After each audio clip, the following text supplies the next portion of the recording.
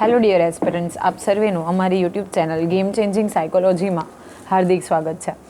આજના વિડીયોમાં આપણે પ્રોબેશન ઓફિસર, ચીફ ઓફિસર તેમજ અન્ય કેટલીક સરકારી પરીક્ષાઓમાં સમાજ કાર્ય એટલે કે સોશિયલ વર્ક જે છે એમાંથી ક્વેશ્ચન પૂછાય છે. તો આજથી આપણે એક નવું ચેપ્ટર ચાલુ કરવાના છે, જે છે સામાજિક વૈયક્તિક સેવા કાર્યના મોડેલ. ખૂબ અગત્યનું ચેપ્ટર છે. ઓકે, જે વિદ્યાર્થીઓ સોશિયલ વર્કમાં બેચરલ કે માસ્ટર ડિગ્રી કરી રહ્યા છે તો એના માટે પણ આ વિડીયો જે છે એ ખૂબ અગત્યનો છે. સાથે સાથે ઘણી વખત જીસેટમાંથી પણ આમાંથી પ્રશ્નો પૂછાતા હોય છે. તો આજના વિડીયોમાં આપણે આજે સામાજિક વૈયક્તિક સેવા કાર્ય છે એના અલગ અલગ મોડેલ્સ જે છે એ વિશેની ચર્ચા કરવાના છે. અગાઉના વિડીયોઝમાં આપણે સામાજિક વૈયક્તિક સેવા કાર્ય જે છે એના પ્રિન્સિપલ્સ એટલે કે એના સિદ્ધાંતો વિશે ચર્ચા કરી હતી. હવે આજના વિડીયોથી આપણે મોડેલ્સ જે છે એ સ્ટાર્ટ કરીશું. તો સૌપ્રથમ સામાજિક વૈયક્તિક કાર્યના મોડેલ, જેને આપણે અભિગમ તરીકે પણ ઓળખીએ છીએ. તો સામાજિક વૈયક્તિક સેવા કાર્ય સમાજ કાર્યની એક કાર્ય પ્રણાલી એટલે કે કાર્ય પદ્ધતિ છે. તમને અહીંયાથી MCQ પણ પૂછાઈ શકે કે એક કાર્ય પ્રણાલી છે અથવા તો કાર્ય પદ્ધતિ છે. શું? તો સામાજિક વૈયક્તિક સેવા કાર્ય એ શું છે? તો એક કાર્ય પ્રણાલી છે અથવા તો કાર્ય પદ્ધતિ છે. આ કાર્ય પદ્ધતિના વિકાસની સાથે સાથે તેની અનેક પ્રયુક્તિઓ, આધારભૂત મૂલ્યો, ધારણાઓ તેમજ કાર્ય પદ્ધતિમાં અંતર આવતું ગયું. જેમ જેમ આ જે મોડેલ્સ છે, કાર્ય પદ્ધતિ છે, એનો વિકાસ થતો ગયો તેમ તેમ એની અનેક પ્રયુક્તિઓ એટલે કે સ્ટ્રેટર્જીસ જે છે, વેલ્યુઝ છે, એની ધારણા એટલે કે આપણે જે પહેલેથી હાઇપોથેસિસ બનાવીએ છીએ તો એની કાર્ય પદ્ધતિ એ બધામાં ધીરે ધીરે અંતર આવે છે, એમાં ચેન્જીસ થાય છે. શરૂઆતમાં વૈયક્તિક સેવા કાર્યનો ઉદ્દેશ માત્ર મદદ કરવાનો હતો, પરંતુ તેમાં મનોવિજ્ઞાન તેમજ મનોવિકાર વિજ્ઞાનની અસર હેઠળ વ્યક્તિત્વ તેમજ વ્યવહાર સંબંધી ઉપચાર પણ વૈયક્તિક સેવા કાર્યના કાર્યક્ષેત્રમાં સાંકળવામાં આવ્યા. તો શરૂઆતમાં ફક્ત એનો જે ઉદ્દેશ્ય છે એ શું હતો? તો મદદ કરવાનો હતો. કોઈ પણ વૈયક્તિક કાર્ય હોય અથવા તો સેવા કાર્ય, તો શરૂઆતમાં જ્યારે એની શરૂઆત થઈ ત્યારે એનો ઉદ્દેશ ફક્ત ને ફક્ત મદદ કરવાનો હતો. પરંતુ સમય જતાં એમાં મનોવિજ્ઞાન અને સાથે સાથે મનોવિકાર વિજ્ઞાનની અસર થવા માંડી અને ફક્ત મદદનો જ ઉદ્દેશ્ય નહીં, પરંતુ વ્યક્તિત્વ તેમજ વ્યવહાર સંબંધી જે ઉપચાર છે, જે વેલ્યુઝ છે, એનો પણ આ સમાવેશ એટલે કે એનો આ સામાજિક વૈયક્તિક કાર્યમાં સમાવેશ કરવામાં આવ્યો. તાલીમ એટલે કે ઓરિએન્ટેશનમાં પણ પરિવર્તન આવતું ગયું અને પરિણામે જુદા જુદા મોડેલો વિકાસ થયો. ધીરે ધીરે એ લોકોને કેવી રીતે ટ્રેન્ડ કરવા, તો એનું જે ઓરિએન્ટેશન હતું એમાં પણ પરિવર્તન, ચેન્જીસ આવે છે અને જુદા જુદા મોડેલો વિકાસ થાય છે. તમે સૌ જાણો છો કે આપણે માનવ ઉત્પત્તિની વાત કરીએ તો સૌપ્રથમ આપણે અર્લી હ્યુમન બીંગ્સ જે હતા તો દે આર લાઈક મંકીઝ. ધીરે ધીરે એમાં પરિવર્તન આવતું જાય છે અને આજનું જે આપણે છીએ એ આપણે આધુનિક માનવ છે. કોઈ પણ વસ્તુ હોય, તમે વિકાસની વાત કરો તો સૌપ્રથમ જે આદિમાનવ હતો, ઓકે, તો એ લોકો જો ટ્રાન્સપોર્ટેશન મતલબ કે ટ્રાવેલિંગ કરવાનું હોય તો પહેલાં ખુદથી ચાલીને જતા, પછી ધીરે ધીરે પૈંડાની શોધ થઈ, પછી એની સાથે એનિમલને જોડતા ગયા, પછી ધીરે ધીરે વાહન વ્યવહારની શરૂઆત થાય છે અને આજના સમયમાં આપણે જેટ પ્લેન સુધી અને મેટ્રો અને બેઝિકલી આપણે વાત કરીએ તો હાઈ સ્પીડ ટ્રેન સુધી પણ પહોંચી ગયા છે. તો અહીંયા પણ જેમ જેમ પરિવર્તન આવતું ગયું એમ એમ મોડેલોનો વિકાસ જે છે એ થતો ગયો. તો સૌપ્રથમ આપણે મોડેલની વાત કરવાના છે, જે છે નિદાનાત્મક મોડેલ. ઓકે, જેની સાથે નિદાન સંકળાયેલું છે એવું નિદાનાત્મક મોડેલની આપણે ચર્ચા કરવાના છે. ઓકે, નિદાનાત્મક મોડેલ એટલે કે સંપ્રદાય મૂળભૂત રીતે સિગમન્ડ ફ્રોઈડના વ્યક્તિગત સિદ્ધાંતની અસર જોવા મળે છે. મોસ્ટ ઇમ્પોર્ટન્ટ છે કે આ જે નિદાનાત્મક મોડેલ છે એમાં કયા વ્યક્તિના સિદ્ધાંતની, કયા વ્યક્તિગત સિદ્ધાંતની? તો સિગમન્ડ ફ્રોઈડને. તો સિગમન્ડ ફ્રોઈડે કયો સિદ્ધાંત આપ્યો હતો એ અંગે જો તમે જાણતા હોય તો કમેન્ટ બોક્સમાં કમેન્ટ કરજો. ઓકે, જો સિગમન્ડ ફ્રોઈડનો સિદ્ધાંત છે તો એ સિદ્ધાંતની અસર જોવા મળે છે. તો તમારા માટે MCQ પણ અગત્યનો છે. ઘણા વિદ્યાર્થીઓ વારંવાર કમેન્ટ્સ કરતા હોય છે કે MCQના અલગ વિડીયો લાવો. તો હું તમને જ્યારે કરાવું છું ત્યારે સાથે સાથે કહેતી પણ જાઉં છું, તો તમે એક નોટમાં નોટ કરતા જજો. તો તમારે મને કહેવાનું છે કે સિગમન્ડ ફ્રોઈડનો જે સિદ્ધાંત છે એ સિદ્ધાંત કોણે આપ્યો છે. જે વિદ્યાર્થીઓ સાચી કમેન્ટ કરશે તો એના નામ સહિત આપણે સ્ક્રીનશોટ આવનારા વિડીયોમાં મૂકશું, જેથી કરીને બીજા વિદ્યાર્થીઓને પણ મોટિવેશન એટલે કે પ્રેરણા મળી રહે. ઓકે, આ સિદ્ધાંત મુજબ સેવાર્થીની સમસ્યાના નિદાન તેમજ ઉપચાર માટે તેને પર્યાવરણના એક અંશ તરીકે જોઈએ તો તેનો સમગ્ર સાથેનો સંબંધ અંગેનું જ્ઞાન મેળવવું જરૂરી બને છે. તો આ જે સિદ્ધાંત છે નિદાનાત્મક મોડેલ, તો એમાં શું છે કે સેવાર્થીની સમસ્યાનું નિદાન એટલે કે એને આપણે કેવી રીતે સોલ્વ કરી શકીએ, તો એને એક પર્યાવરણના અંશ તરીકે એટલે કે સમાજ સાથે સાંકળીને જોવાનું છે. અને એનો પૂરેપૂરો જે સંબંધ છે એટલે કે સમગ્ર સાથેનો સંબંધ, તો એ પ્રોબ્લેમ જે છે એનો આખો જે સિનારીઓ છે તો એ અંગેનો આપણે શું કરવાનું છે, જ્ઞાન મેળવવાનું છે. વ્યક્તિ જે પર્યાવરણમાં રહે છે તેના વિભિન્ન તત્વો પર પરસ્પર પ્રતિક્રિયા કરીને વ્યક્તિને પ્રભાવિત કરી ચેતન તત્વો સાથે અચેતન તત્વનો પ્રભાવ પણ માનવીય મૂલ્યો, વ્યવહારો તેમજ આત્મસંયમ ઉપર પડે છે. આથી વૈયક્તિક કાર્યકર્તાએ બાહ્ય તેમજ આંતરિક વાતાવરણના તત્વોની અસર સેવાર્થી પર કેવી પડે છે તે પણ જોવું પડે છે. જુઓ, ફક્ત વ્યક્તિ જ નહીં, વ્યક્તિ જે પર્યાવરણમાં એટલે કે જે સરાઉન્ડિંગમાં રહે છે તો તેના સાથે સંકળાયેલા વિભિન્ન તત્વો છે. માનો કે ઠંડી છે, ગરમી છે, બીજા સોશિયલ પ્રોબ્લેમ્સ છે, ઓકે, બીજી આપણે વાત કરીએ તો આતંકવાદ જેવી પ્રવૃત્તિ, તો આ બધી જ પ્રવૃત્તિઓ છે એનો પણ અસર આપણા માનવીય મૂલ્યો, આપણા જે એથિક્સ છે, આપણો વ્યવહાર છે, ઓકે, આપણી લાઈફસ્ટાઈલ છે, આપણો આત્મસંયમ છે, તો એ બધાની વસ્તુ પર પડે છે. આથી જે કાર્યકર્તા છે એણે બાહ્ય તેમજ આંતરિક વાતાવરણના તત્વોની પણ કેવી અસર પડે છે એ જોવું પડે. ઓકે, ફક્ત બાહ્ય જ નહીં પરંતુ એ આંતરિક રીતે પણ સમહાવ કનેક્ટેડ હોય છે, તો એની અસર કેવી રીતે થાય તો એ અંગે પણ સમજ મેળવવું જરૂરી છે. અગેન મોસ્ટ ઇમ્પોર્ટન્ટ ક્વેશ્ચન જે છે કે નિદાનાત્મક મોડેલના વિકાસ માટેનો શ્રેય મેરી રિચમેન્ડને જાય છે. અંડરલાઇન કરી લેજો, નોટ કરી લેજો, ખૂબ અગત્યનો છે. ઓકે, તો આ નિદાનાત્મક મોડેલ જે છે એ કોની અસર એની ઉપર જોવા મળે છે, તો સિગ્મન્ડ ફ્રોઇડના સિદ્ધાંતની સાથે.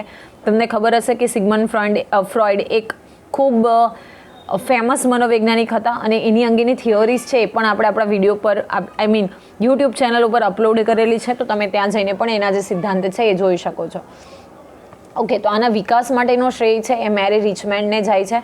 ઉપરાંત ન્યુયોર્ક સ્કૂલ ઓફ સોશિયલ વર્કના મેરિયોન કેથવર્થો, ફેમિલી સોસાયટી ઓફ ડિલાડેલ્ફિયાના બોસિલ્વી, શિક્ષક અને વિદ્વાન Gordon Hamilton, Bertha Reynolds, Charlotte Towle, okay, Florence Day, Fern લોચે, લ્યુસી ઓસ્ટિન, એનેટ ગેરય વગેરે વિદ્વાનો આ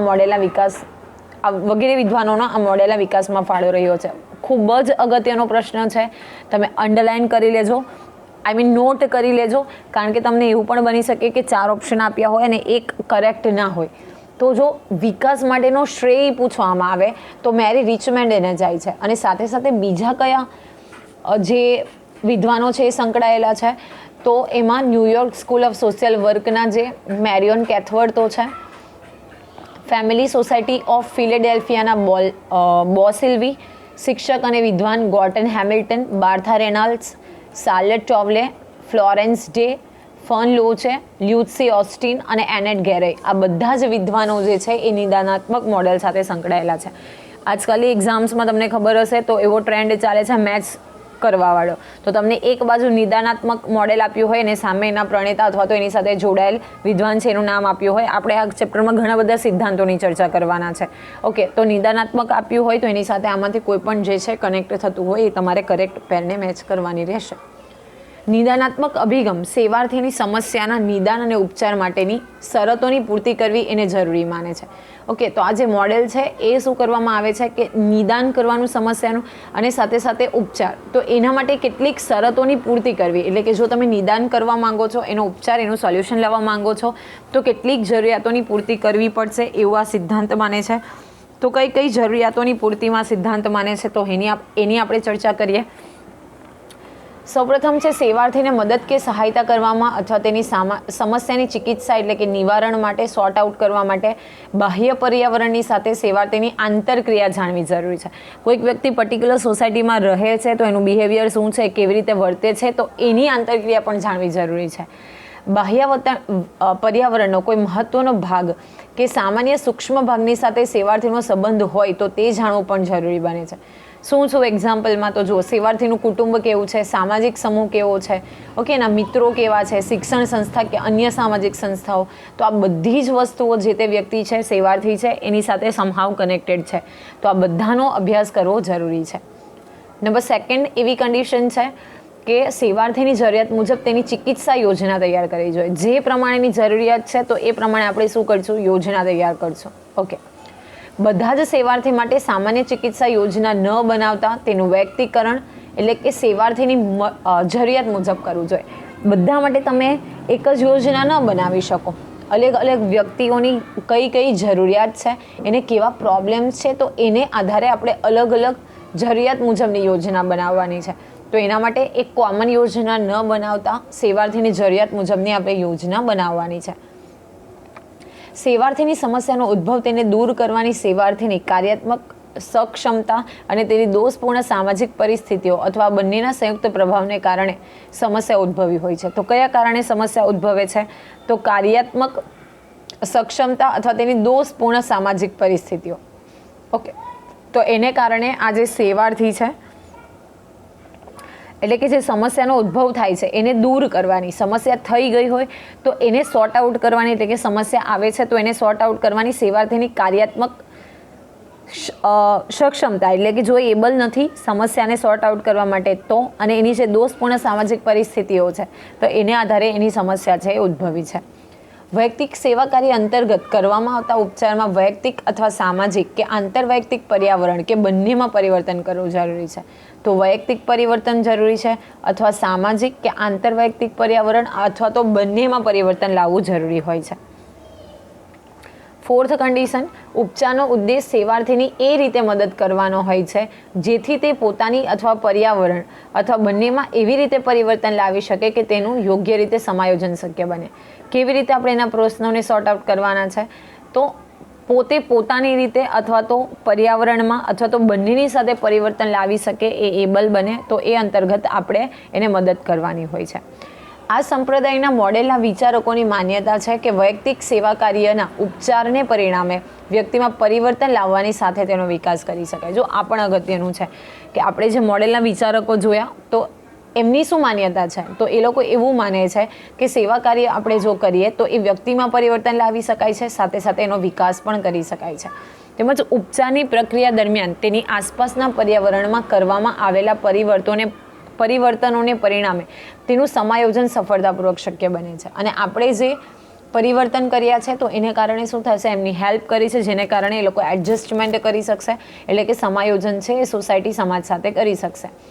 સેવાર્થીની સમસ્યાના ઉપચારનો પ્રભાવ કાર્યકર્તા અને સેવાર્થી વચ્ચેના ઘનિષ્ઠ સંબંધો ઉપર આધારિત હોય છે. આપણે અગાઉના વિડીયોમાં પણ ચર્ચા કરી હતી કે કેવી રીતે પ્રભાવ છે. તો જે કાર્યકર્તા છે એ અને સાથે સાથે સેવાર્થી છે એ બંને વચ્ચે કેવા સંબંધો છે એની ઉપર પણ આધાર રાખે છે. હવે આપણે જોઈએ નિદાનાત્મક મોડેલના મૂલ્ય. તો કયા કયા મૂલ્યો એની સાથે સંકળાયેલા છે? તો સેવાર્થીને કાર્યકર્તા તેના કલ્યાણ, દેખભાળ તેમજ સમસ્યાના સમાધાન માટે સ્વીકૃતિ પ્રદાન કરે છે, એટલે કે સદભાવનાપૂર્વક સેવાર્થીનો આદર કરે છે, રિસ્પેક્ટ આપવામાં આવે છે, ભલે એ વ્યક્તિને પ્રોબ્લેમ છે તો પણ. સેવાર્થીની જરૂરિયાતો પૂર્તિ કરવા માટે કાર્યકર્તા અને સેવાર્થી વચ્ચેનો સંબંધ ઘનિષ્ઠ હોવો જોઈએ. મેં તમને આગળ પણ ભણાવેલું છે. ફ્રેન્ડ અને ફિલોસોફર તરીકે વર્ક કરવું જોઈએ.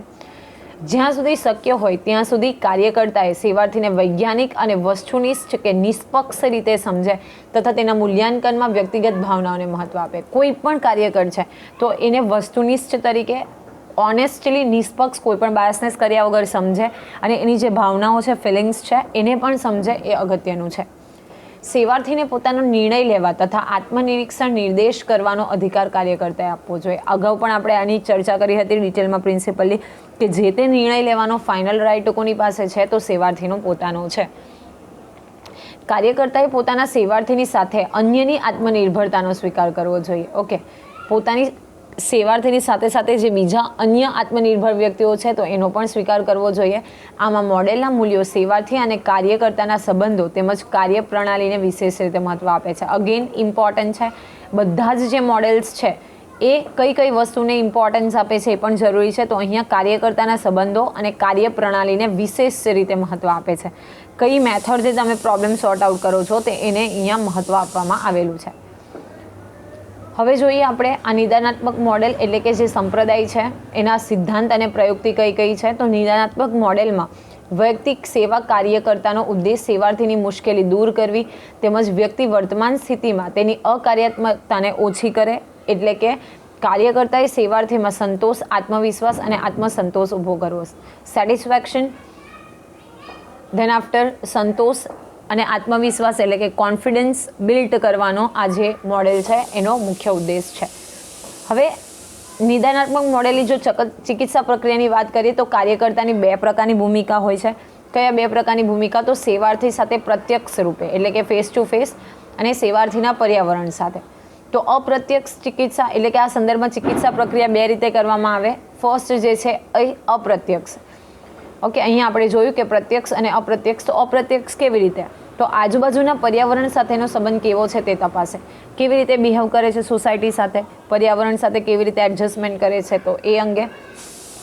અને પ્રત્યક્ષ ભૂમિકામાં અપ્રત્યક્ષ ચિકિત્સામાં કાર્યકર્તા સેવાર્થીને તેની જરૂરિયાત મુજબ સેવા પૂરી પાડે છે, જેમાં ચર્ચા, ચિકિત્સકીય મુલાકાત વગેરે આપે છે. પ્રત્યક્ષ એટલે ફેસ ટુ ફેસ. એ શું કરશે કે એમાં ચર્ચા કરશે, ડિસ્કશન કરશે, એને જે ચિકિત્સકીય મુલાકાત એટલે કે કોઈક ટ્રીટમેન્ટની જરૂર છે અથવા કોઈ હેલ્પની જરૂર છે તો એ પ્રોવાઈડ કરશે. તો આશા રાખું છું કે આ વિડીયોમાં તમને સમજ પડી હશે અને આપણે જે નિદાનાત્મક મોડેલની ચર્ચા કરી એ પણ તમને ક્લિયર થઈ ગયું હશે. જો તમને કોઈ ડાઉટ હોય તો તમે કમેન્ટ બોક્સમાં કમેન્ટ કરી શકો છો. અને આવા જ વિડીયોની અપડેટ્સ મેળવવા માટે તમે અમારી ચેનલને લાઇક, શેર અને સબસ્ક્રાઈબ પણ કરી શકો છો. સાથે સાથે અમારી YouTube, Telegram channel game changing સાયકોલોજીને પણ તમે સબસ્ક્રાઈબ કરી શકો છો. Thank you for watching the video. Have a nice day.